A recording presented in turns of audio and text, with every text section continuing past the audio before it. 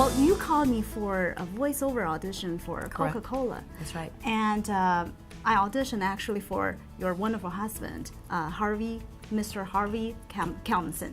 And then the whole process was so pleasant, fast, and professional. And then you called me a week later and said, hey, you are one of our final choices. That's right. Yep. And in other words, I was on a veil. And later you called me again. You said, E, you know what? I'm so sorry I didn't book the job. That's true. But we loved you. We're going to consider you for future projects. And I was thrilled that you chose me to audition for you. So how do you choose actors who will be included in your casting process? Okay, grasshopper.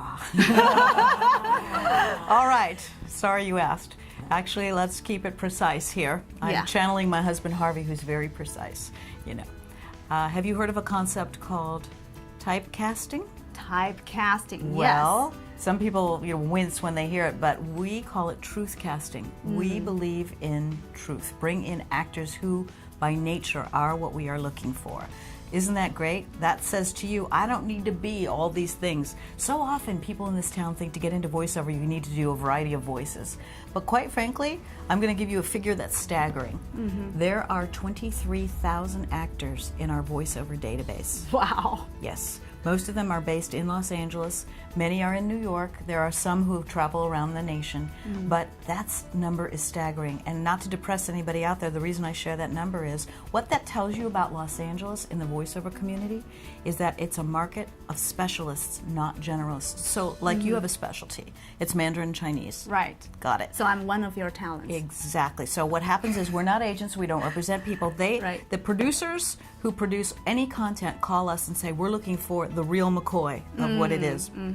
For example, on that Coke, I believe we only brought 12 women in. That's it. Wow. I was 12. so honored. Yes, yes. And I think then they said, you know what, you can bring a few more, you're on track. So I think in the end it ended up being 24, but yes, indeed. So the fact that you made 3, the final 3 is excellent. Yes. Well, I was so grateful. You did a great job. I was so grateful. Thank you. Yeah. So how we choose people? We bring in the real McCoys. We bring in truth casting. That said, what we do is make sure it's somebody who is a real mom or somebody who's very motherly by nature. For example, today we're looking for some voices on Jiffy Lube, and we're looking for people who are kind of blustery and curmudgeon-y, and who basically, are kind of salt of the earth, kind of regular guy next doors, Oh, we're also actually looking for the voice of a golden retriever this afternoon, And how do you cast that? Well, they said, hey, he's a regular guy who is a couch potato, lost his mojo, but suddenly he finds his mojo at a very well-known pet store. So that's what we're looking for right now. So, and what they do is they don't ask us for vocal quality. So often everyone says, everyone tells me I have a great voice. You can't imagine how many times I hear that. And, great voices in LA are like beautiful bodies in LA. I mean, there are many of them. Now what can you do with it?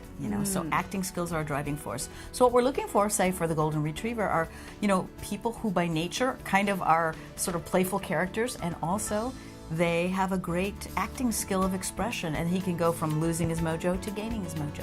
Wow, I learned so much from you. Yeah. There's more.